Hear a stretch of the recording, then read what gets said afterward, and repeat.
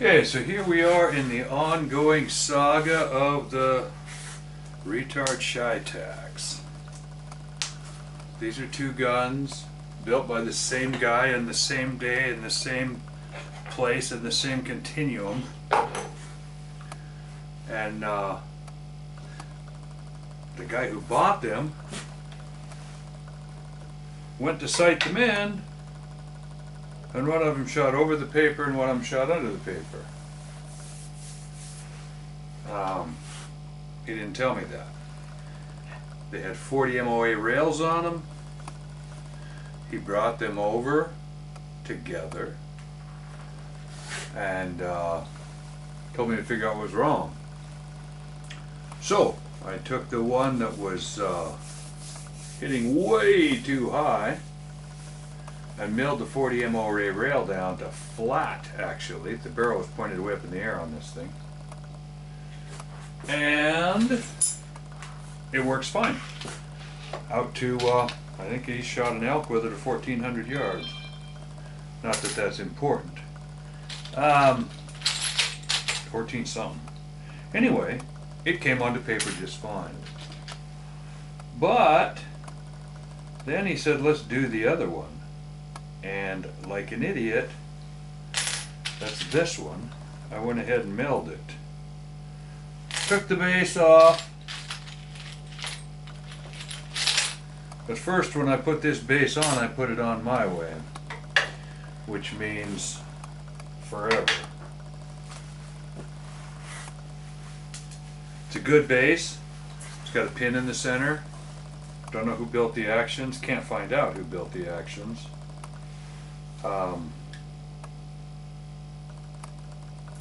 Nobody will tell me who built the actions or the bases, but I've been trying to. Anyway, long story short, I screwed up. The other base milled flat works perfectly. The barrel points up in the air, the thing dials out to forever. I milled this one, it doesn't. This one is flat as a tabletop. Evidently the barrel points where it's supposed to point.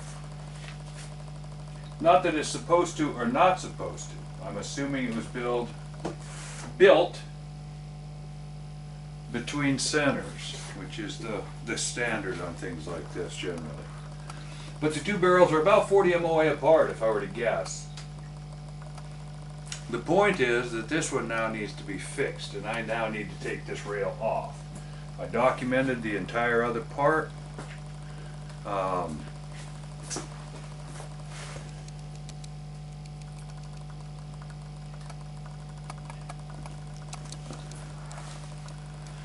Just figured I would keep on documenting. Don't know that this is ever going to go anywhere or do anything, but the biggest thing is just to let the client know that, hey, not just doing this willy-nilly. I'm doing it because the gun doesn't work. I made this one not work, unbeknownst. I just went ahead and milled both bases. Now this base is no good. So here we are, melting it back off. It had a bunch of other problems, by the way. The holes were tapped too short. This front hole, I remember, was blind and not bottomed out. In case anybody's wondering why I have the iron on here, it's because I epoxied everything. This base is epoxied to the action, the screws are epoxied into the holes, the pin is epoxied onto its pin abutment.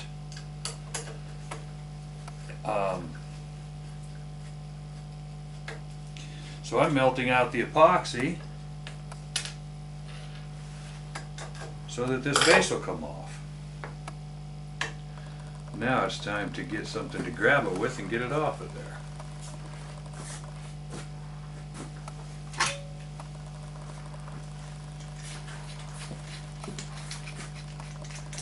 Highly modified custom wrenching system will be just the ticket, I think.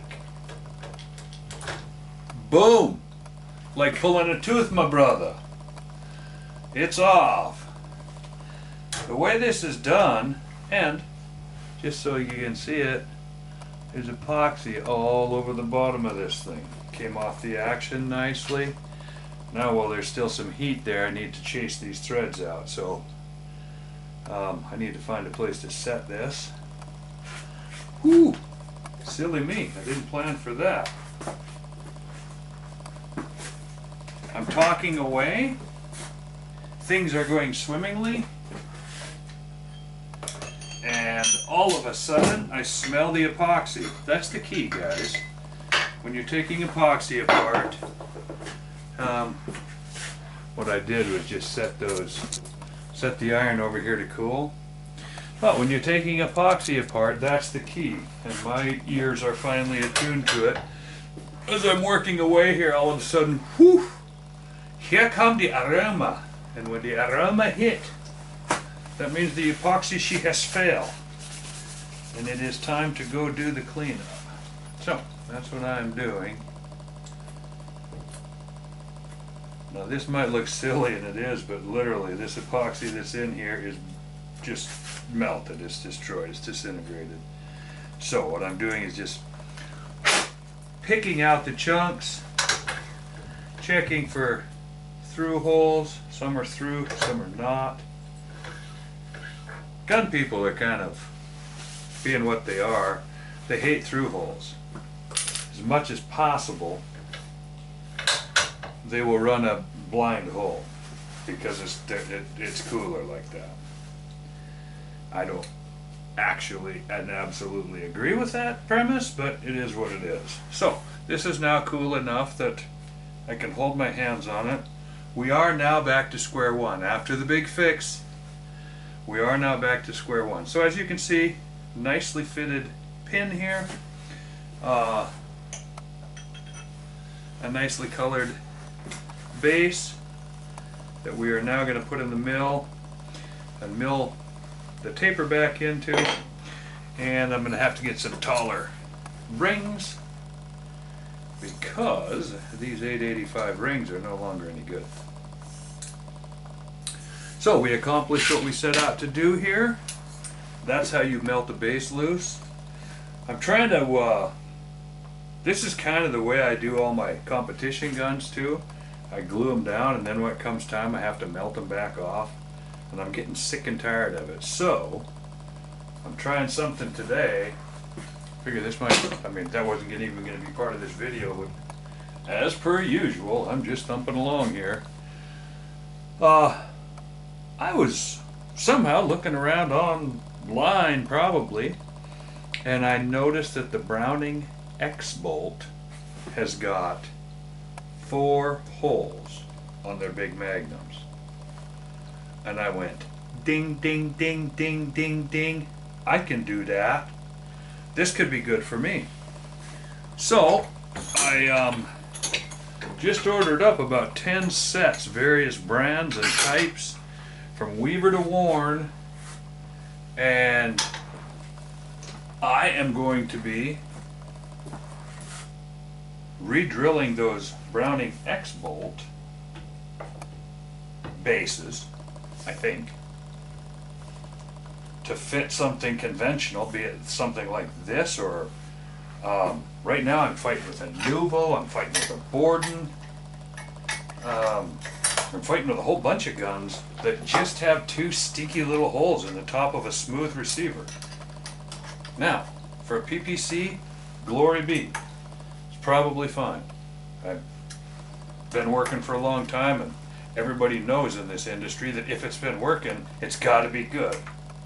Well, sorry, I don't think that way. So, long story short, I'll be going through the work of taking a whole bunch of these. You know, I've milled slots and I've drilled holes. My problem is drilling and reaming a fitted hole is something that I'm not comfortable with. I'm not saying I can't do it. Maybe I can. I have done a couple that I was happy with, but I was scared every time. So to me, make sure the name doesn't show here. To me, a much easier fix, hopefully, is going to be to take these stupid 2-holers and I'm driving down right now to look at the Browning X-bolt bases. As long as they'll fit on here, and I can get room for some pull-down holes on either side, then I can just drill these, and mill them to depth, and I can screw that base down conventionally and then go bam, bam, bam with pull-down screws. In this case, this action's all whack. It's pulled out forever, and got a huge hole in it because it's a big cartridge case. So there's no room for that, what would be the fourth hole. But here there is, bam, bam, bam, bam. And what the liability issues that are involved in that are a thing. Everything is a thing. You know, I don't want to, but for now I'm going to do it for my own guns, and just get it so that the scopes aren't moving around, because between moving barrels and moving scopes, moving barrels and moving scope bases and poorly set up rings, an awful lot of barrels and guns get sent back to be fixed just because something else is wrong. So there we are with taking off an epoxied scope base.